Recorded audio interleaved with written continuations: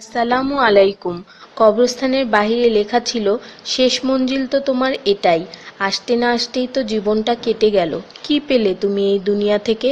কিছুই না। দেখতে দেখতে সবাই তোমাকে ছেড়ে চলে গেল। কবরের ডাক। তুমি কি কখনো আমায় মনে করেছিলে? তাহলে শুনো, আমার মধ্যে গহীন অন্ধকার, নামাজের আলো সাথে নিয়ে এসো। আমার মধ্যে অস্বস্তি বিদ্যমান, তাই কোরআন তেলাওয়াত সাথে নিয়ে এসো। আমার মধ্যে আছে বিষাক্ত পোকামাকড়, সাপ বিচ্ছু, তাই সাথে করে রাসূল সাল্লাল্লাহু ও আহলে বায়তের প্রেম নিয়ে এসো। আমার মধ্যে আছে আগুন, তাই খোদাভীতির শীতল পানি নিয়ে এসো। মেসেজটি নিজের মোবাইলে সংরক্ষিত কন্টাক্টের সব মুসলিম ভাই বোনদের সেন্ড করুন। কে জানে, হয়তো কেউ আমল করাতে আপনারও গুনাহ মাফ হয়ে যেতে পারে। ঈমানের পর যার নামাজ উত্তম তার জীবন উত্তম, যার জীবন উত্তম তার মৃত্যু উত্তম, যার মৃত্যু উত্তম তার কবর উত্তম, যার কবর উত্তম তার আখিরাত উত্তম, যার আখিরাত উত্তম তার জন্য জান্নাত নিশ্চিত। সো ডোন্ট মিস নামাজ। সোয়াবের জন্য হলেও অন্ততপক্ষে একজন বন্ধুকে তো অবশ্যই এই মেসেজটি সেন্ড করুন। আল্লাহ আমাদের উপর সন্তুষ্ট হন, আমিন। 5 জায়গায় হাসাহাসি করা সাধারণ গুনার চেয়ে 25 গুণ অন্যায়। 1. কবরস্থানে। 2. জানাজার পিছনে। 3. কোনো মজলিসে। 4. কোরআন তেলাওয়াতের সময়। 5. মসজিদে। শুধু একবার কাউকে পাঠান, অনেক মানুষ এসব গুনাহ করা থেকে বেঁচে যাবে। একা আছেন, আল্লাহকে স্মরণ করুন।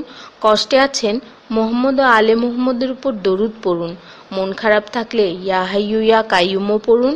টেনশনে থাকলে ইয়া রাহিমও পড়ুন। ফ্রি থাকলে মেসেজটি ফরওয়ার্ড করুন। হে আল্লাহ, আমার উপর এবং তোমার নবীর উম্মতের সকল সদস্যদের উপর তোমার রহমত বর্ষণ করো, আমিন। তথ্য: আপনি কি জানেন পবিত্র কোরআন শুনলে ক্যান্সার হয় না? আর যদি ক্যান্সার সেল শরীরে থেকেও থাকে তাহলে তাও মারা যায়। দীর্ঘ সময় ধরে আল্লাহকে সেজদা দিলে জ্ঞান ও বুদ্ধিশক্তি বাড়ে। মাথা ব্যথার সমস্যা হয় না, চুল পড়া দূর হয়ে যায়। এই মেসেজটি ফরওয়ার্ড করতে শয়তান আপনাকে বাধা দিবে, কিন্তু আপনি এটা হতে দিবেন না। আর সব কন্ট্রাক্ট নাম্বারে সেন্ড করে দিন। কোরআন ও নবীর সুন্নত ও তার সম্মানিত সাহাবী এবং আহলে বাইতের অনুসরণ করুন। ক্যান্সার একটি ভয়ঙ্কর রোগ। অনেক মানুষ আছে যারা নিজেরাই এটাকে দাওয়াত দিয়ে নিয়ে আসে। ছোট অথচ সাধারণ কিছু পদক্ষেপ গ্রহণ করলেই এই রোগ থেকে বাঁচা যায়। বেশিরভাগ মানুষ খাবারের পরপরই পানি পান করে নেয়। খাবারের পর পানি পান করলে রক্তে বিদ্যমান ক্যান্সারের জীবাণু থেকে তৈরি হওয়া ক্যান্সার সেলগুলোকে অক্সিজেন সরবরাহ করে। নবী পাক সাল্লাল্লাহু বলেছেন, খাবারের আগে পানি পান করা শেফা। খাবারের পরপরই পানি পান করা কলেরা রোগের কারণ, তাই সর্বোত্তম হলো খাবার শেষ করার কিছুক্ষণ পর পানি পান করা। তিনি আরও বলেছেন, 1 চিমটি লবণ খেয়ে খাবার শুরু করো আর 1 চিমটি লবণ দিয়ে খাবার শেষ করো। এ কথাগুলো তাদেরকেও জানিয়ে দিন যারা আপনার কাছে জীবনের চেয়েও প্রিয়। যদি কোনো ব্যক্তি ঘুমানোর সময় 21 বার বিসমিল্লাহির রহমানির রহিম পড়ে, আল্লাহ তখন ফেরেশতাদেরকে হুকুম দেন এই ব্যক্তির প্রতিটি নিঃশ্বাসের বদলে নেকি লেখা হোক।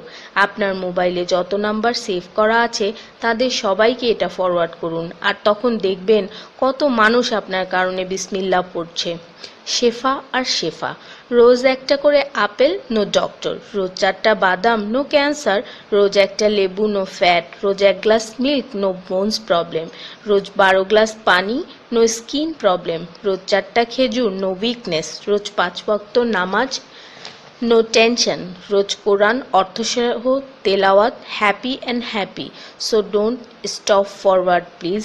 স্কিনের জন্য অজুর পানি, হার্টের জন্য কোরআন তেলাওয়াত, স্বাস্থ্যের জন্য নামাজ, আর খুশি থাকার জন্য আল্লাহর জিকির করুন। জেনে রাখবেন, ভালো কথা প্রচার করা সৎকার সমতুল্য, সাথে 30 লাখ নেকি।